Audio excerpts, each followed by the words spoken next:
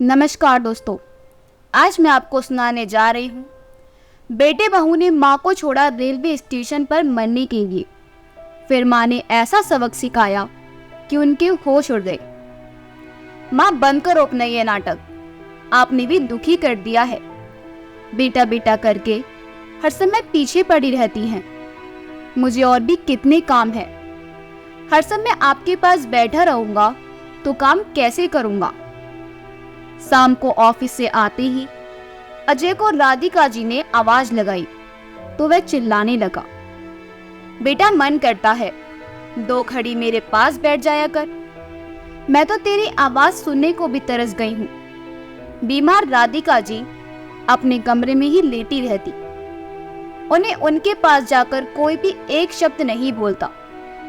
पूरे दिन थक हार कर आओ तो मेरा भी मन करता है कि 2 घड़ी आराम कर लूं, वह भी तुम चैन से करने नहीं देती। बेटे की बातें सुनकर राधिका जी चुप हो गई। उन्हें पता था कि बेटे से बहस करना बेकार है। राम कुमार जी मुझे हमेशा समझाते थे कि किसी से ज्यादा उम्मीद लगाकर मत रखो। जितनी कम उम्मीद लगाओगी उतना ही खुश रह पाओगी, चाहे पति पत्नी ही क्यों ना हो।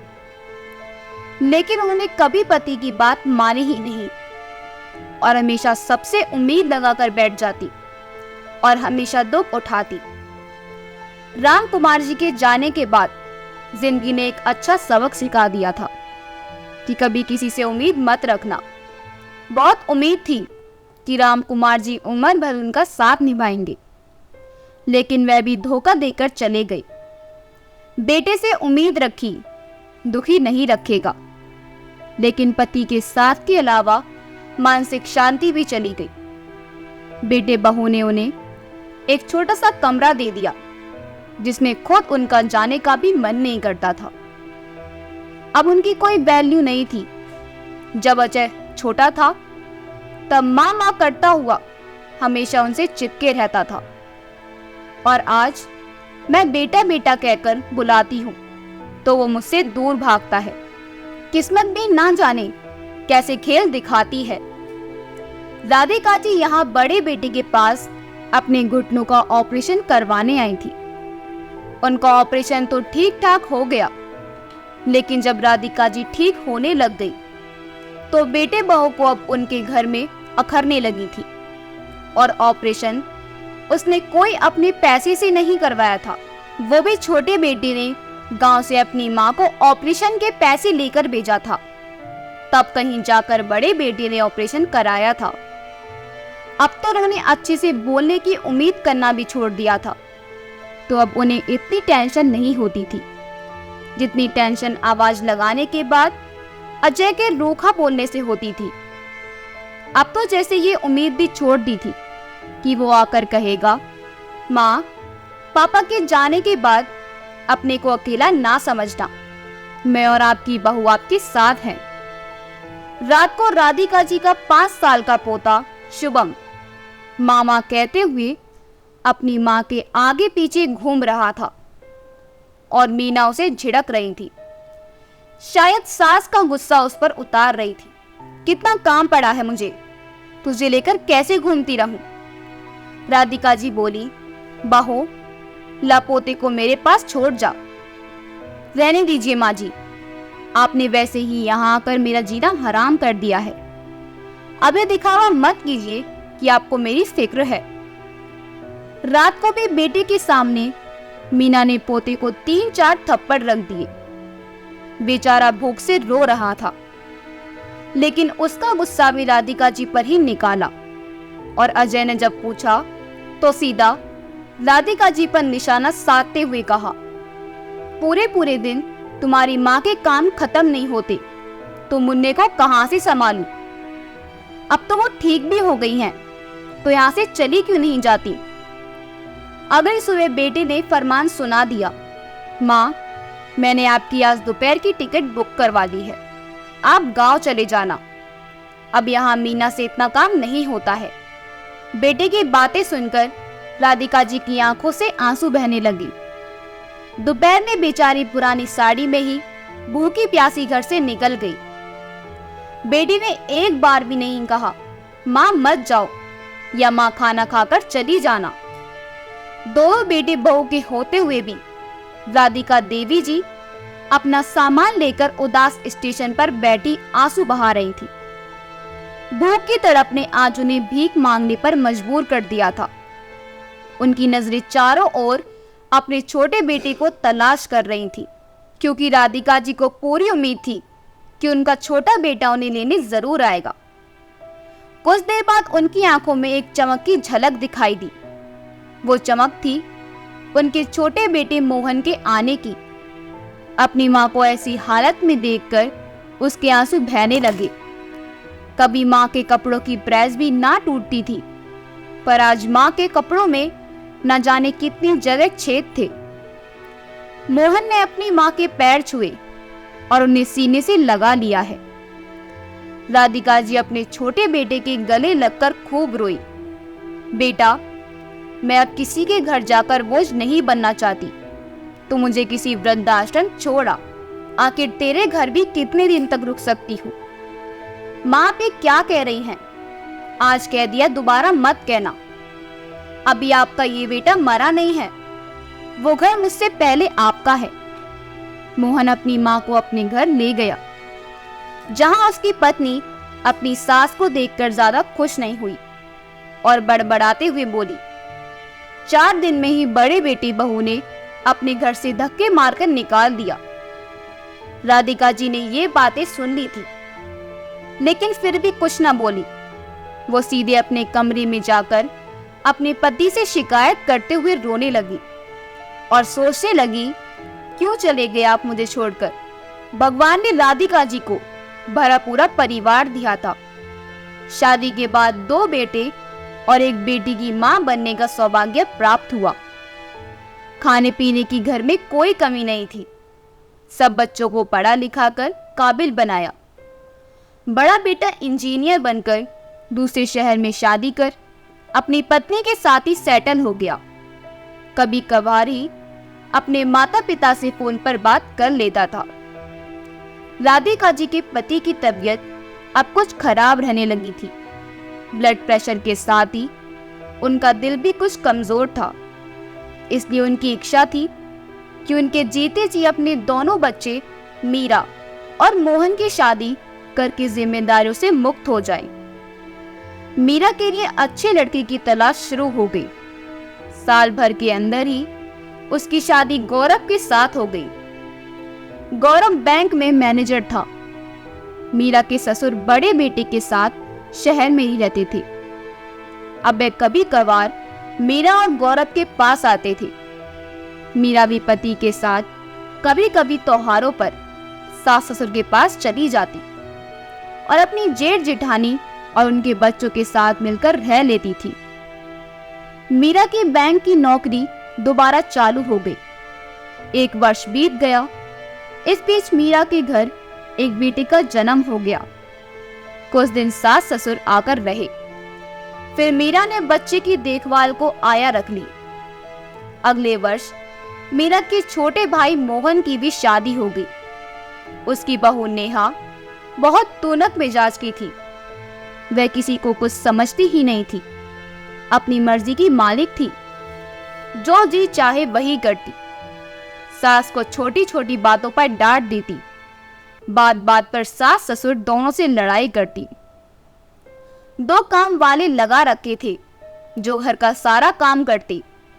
नेहा अपनी सहेलियों और पीहर वालों से बातों में व्यस्त रहती। ब्यूटी पार्लर जाना, पार्टी में बढ़ चढ़कर हिस्सा लेना और हर दिन किसी न किसी सहेली के घर जाना उसके शौक थे। नेहा ने अपनी ननद मीरा के साथ भी कभी अच्छा व्यवहार नहीं किया। जब कभी मीरा मायके आती, कुछ देर बाद ही किसी न किसी बहाने से बाहर निकल जाती। मीरा तथा उसकी माँ को बहुत बुरा लगता है, लेकिन कुछ ना कह पाती, क्योंकि वह इतनी गुस्सैल थी कि उसे कुछ बोलते तो 4 बातें उल्टा उन्हें सुना डालती। और मीरा के पति का भी लिहाज नहीं था। घर पर उसका ही राज चलता था। धीरे धीरे मीरा ने वहां जाना कम कर दिया। एक ही शहर में होने पर भी अपने मम्मी पापा से मिलने के लिए जाती, कुछ देर बैठती और उठकर आ जाती। घर में तनाव का माहौल हो चला था। एक दिन अचानक राधिका जी के पति को जबरदस्त दिल का दौरा पड़ गया और वो चल बसे। अब मीरा की मम्मी राधिका जी का बुरा हाल था। बहू तो पहले ही नहीं पूछती थी, अब तो वह और भी आजाद हो गई। ससुर का थोड़ा बहुत जो लिहाज था वह अब खत्म हो गया। कई बार तो माँ को ठीक से खाना नहीं मिलता था। अपने लिए जो मन होता है बनवा लेती और वह उन्हें भी खाने के लिए कहती, चाहे उन्हें वह चीज पसंद हो या ना हो। इस तरह कई बार उन्हें भूखे पेट रहना पड़ता। बेचारी और करती भी क्या। बड़े बेटे बहू ने तो पहले ही उनसे मुंह मोड़ लिया था। साल बीतते बीतते वह काफी कमजोर हो गई थी। उन्हें देखकर मीरा को बहुत बुरा लगा। एक दिन हिम्मत करके उसने भाभी से कह दिया, भाभी, पापा के जाने के बाद मम्मी बहुत कमजोर हो गई है और उन्हें बहुत तनाव रहता है। वो स्वयं को बहुत अकेला महसूस करती हैं। आप उन पर ध्यान रखा करो, समय पर खाना दिया करो, वरना वो बीमार पड़ जाएंगी। तो भाभी एकदम से फट पड़ी, और ध्यान रख तो रही हूँ, खाना भी तो दे रही हूँ, दवा भी दे रही हूँ, और क्या करूँ? सोती भी आराम से हैं। सवेरे 7 बजे से पहले तो कभी नहीं उठती। और कितना सोना होता है। इतनी फिक्र लगी हुई है तो माँ को ले क्यों नहीं जाती यहाँ से? भाभी की बातें सुनकर मीरा हक्की बक्की रह गई और गुस्से से बोली, क्या तुम कभी सास नहीं बनोगी? क्या तुम्हें कभी बुढ़ापा नहीं आएगा? फिर किस बात पर घमंड करती हो, समझ नहीं आता। और चुपचाप घर लौट आई। मीरा रात भर सो नहीं सकी। बार बार माँ का मासूम लाचार भरी आंखें वाला चेहरा उसकी आंखों के सामने घूम जाता। अब शायद उसे ही कुछ करना पड़ेगा। पति के साथ बैठकर इस बारे में लंबी बातचीत हुई। उसने समझाने और जोर देने पर आखिर गौरव उन्हें अपने साथ रखने के लिए तैयार हो गया। मीरा ने राधिका जी से इस विषय पर बात की तो बेटे की बात सुनकर उन्हें स्पष्ट मना कर दिया। ये कैसे संभव है? बेटों के होते हुए मैं बेटी के घर रहूंगी तो लोग क्या कहेंगे? लगता है मेरी किस्मत में बेटे बहू का सुख नहीं है। अब जीवन ऐसे ही बिताना पड़ेगा। मीरा ने समझाया, माँ, अब वह जमाना नहीं रहा। अगर बेटा बहू आपको ठीक से नहीं रखते तो अब बेटी के साथ आराम से रहिए। इसमें संकोच करने की कोई बात नहीं है। अगले दिन छुट्टी थी तो गौरव और मीरा दोनों माँ के घर जा पहुंचे। मीरा ने फोन करके भाई को भी बुला लिया। थोड़ी औपचारिक बातचीत के बाद मीरा ने कहा, भैया, मम्मी को हम अपने घर ले जा रहे हैं। मोहन बोला, क्यों? ऐसी क्या बात हो गई? लोग क्या कहेंगे कि बेटों के होते हुए माँ बेटी के घर रहती है? यह तो हमारे लिए बहुत शर्म की बात होगी। जो चल रहा है वैसे ही चलने दो। भैया, आप अच्छी तरह जानते हैं कि भाभी मम्मी के साथ कैसा बर्ताव करती है, मतलब किस तरह से उनको संभाल रही है। अगर यही हाल रहा तो माँ बहुत जल्दी बीमार हो जाएगी। और फिर भाभी ने भी कह दिया कि मम्मी को मैं अपने घर ले जाऊं। मोहन ने अपनी पत्नी की ओर देखा और पूछा, क्या यह सच है? तुमने दीदी को बोला मम्मी को ले जाने के लिए? मीना बोली, मैंने गुस्से में बोल दिया था क्योंकि यह मुझे हिदायत दे रही थी कि मुझे मम्मी को कैसे रखना चाहिए। भाभी मीरा पर ही आरोप लगाने लगी। वह तो यही चाहती थी कि सास मीरा के घर चली जाए तो जो थोड़ी बहुत उनकी देखभाल करनी पड़ती थी उससे भी मुक्ति मिल जाएगी। लेकिन वह चुप रही और सास का मुंह देखकर इंतजार करने लगी कि वह क्या कहती है। कुछ देर बाद मम्मी धीरे से बोली, जिस बहू को मैं फूटी आंख नहीं सुहाती उनके साथ रहकर क्या फायदा? मैं अपनी बेटी के घर रहने के लिए तैयार हूँ, लेकिन मेरी एक शर्त है कि तुम मेरे घर पर किराया मुझे हर महीने दोगे, क्योंकि वह मेरे पति का और मेरा घर है। मैं इस घर की मालकिन हूँ और मेरी जो मर्जी होगी वो मैं कर सकती हूँ, वरना तो तुम्हें घर खाली करना पड़ेगा और मैं उसे किसी चैरिटी को दे दूंगी, पर तुम्हें नहीं दूंगी, क्योंकि जो औलाद अपने माँ बाप को मान सम्मान नहीं दे सकती, उसकी सेवा नहीं कर सकती, उसकी जरूरत को पूरा नहीं कर सकती, उनको मैं जायदाद का वारिस नहीं बना सकती। इसके साथ ही हर महीने का मेरा जो खर्चा होता है वो अभी तुम्हें देना पड़ेगा। अब सोच लो तुम्हें क्या करना है। मोहन और नेहा को लगा मानो उनके पैरों से धरती सरक गई हो। ये क्या कह दिया? मम्मी ने इतना कठोर निर्णय? न जाने कितनी देर तक सन्नाटा पसरा रहा। दोनों की जुबान पर मानो जैसे ताला लग गया हो। पहली बार मोहन ने पत्नी को फटकारा। मैंने तुम्हें कितनी बार समझाने की कोशिश की है कि मम्मी और दीदी के साथ अपना व्यवहार ठीक रखा करो, लेकिन तुम अपनी मनमानी करती रही। अब अगर इस घर से निकलना पड़ा तो हम सारी उम्र घर नहीं बना पाएंगे, क्योंकि इतनी महंगाई का जमाना है। बच्चे भी बड़े हो रहे हैं और खर्चे भी बढ़ रहे हैं। इन सब बातों को तुमने कभी समझने की कोशिश ही नहीं की। अब बोलो क्या करना है? मम्मी को अपने साथ रखकर उनकी सेवा करनी है, अपनी गलतियों की माफी मांगनी है, या घर से बेदखल होना है? मोहन के सबक से नेहा कांप गई। पहली बार उससे अपनी गलती का एहसास हुआ। फिर नीचे सिर करके बोली, सॉरी मोहन, मैंने तो सोचा भी नहीं था कि बात यहाँ तक बढ़ जाएगी। मुझे तो हमेशा यही लगा कि तुम इस परिवार को चलाते हो, इसलिए घर तो हमारा ही रहेगा। मैंने अनजाने में ही मम्मी जी के साथ बहुत बुरा बर्ताव किया, उन्हें नजरअंदाज किया, उनकी भावनाओं को आहत किया। मैं उनसे माफी मांगने के लिए तैयार हूँ। कमरे से बाहर आकर दोनों मम्मी जी के पैरों में बैठ गए और बोले, मम्मी जी हमें माफ कर दीजिए, हमसे बहुत बड़ी गलती हो गई। जो आपको इतना कष्ट और दुख दिए और आपको नजरअंदाज किया। आप जिस आदर सम्मान और प्यार की हकदार थी वह हम दे नहीं पाए, उल्टा आपके दिल को दुखाते रहे। पर अब हमें समझ आ गया है, हम सब मिलकर एक साथ सारी जिंदगी जिएंगे और आप हमारे साथ ही रहेंगे। हम आपकी सेवा करेंगे। नेहा अपनी ननद से बोली, दीदी मैंने अनजाने में आपके साथ बहुत गलत किया, मैंने आपके साथ बहुत बुरा व्यवहार किया, लेकिन मैं वादा करती हूँ और कभी ऐसा नहीं करूंगी। आप इस घर की बड़ी बेटी हो, आपको वही आदर मान मिलेगा जिसकी आप हकदार हो। मीरा ने नेहा को गले लगा लिया। भाभी, हम तो शुरू से ही चाहते थे कि आप मम्मी के साथ मिलजुल कर रहें और उनका जितना जीवन बचा है उसे खुशी खुशी जीने दे। पापा के बाद वह पहले से ही स्वयं को एकदम अकेले महसूस करती हैं। फिर आपके व्यवहार के कारण वह दुखी और उदास हो गई है। खैर चलिए, आपको समझ आ गया है, देर से ही सही। अब मुझे भी कोई तनाव नहीं रहेगा।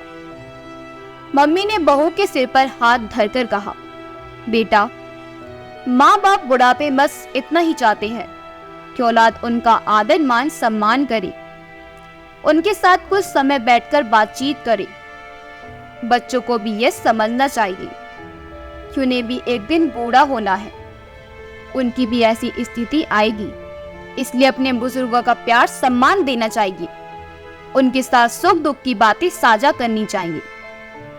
पर तुम्हें समय पर यह समझ आ गया, अब मेरा तनाव भी खत्म हो गया। चलो अब जल्दी से कुछ मीठा बनाकर सबका मुंह मीठा करवाओ। आज से हम एक खुशहाल जिंदगी जीना चाहते हैं। बहू खुशी खुशी अपने छोटे बेटे बहू के साथ रहने लगी। उनकी सेवा और छोटे बेटे बहू का इतना प्यार देखकर राधिका जी ने अपनी सारी जायदाद उन दोनों के नाम कर दी। एक पल को उन्हें बड़े बेटे बहू की याद आई। लेकिन जैसे ही उन्हें अपने अपमान याद आया, उनके कदम फिर से वहीं रुक गए। कुछ दिनों बाद बड़ा बेटा माँ के पास पहुंचा, गिड़गिड़ाता हुआ राधिका जी के पैरों में गिरकर रोने लगा। माँ, मुझे माफ कर दीजिए, मेरे ऊपर कंपनी वालों ने धोखाधड़ी का केस दर्ज कर दिया है और उन्होंने मेरा घर को छीन लिया। एक एक पैसे के लिए मोहताज हो गया हूँ। राधिका जी आज भी अपना अपमान नहीं भूली थी कि कैसे बेटे ने घर से उन्हें निकाल दिया था और फिर लोगों से पैसे मांगकर उन्हें खाना खाने पर मजबूर हो गई थी।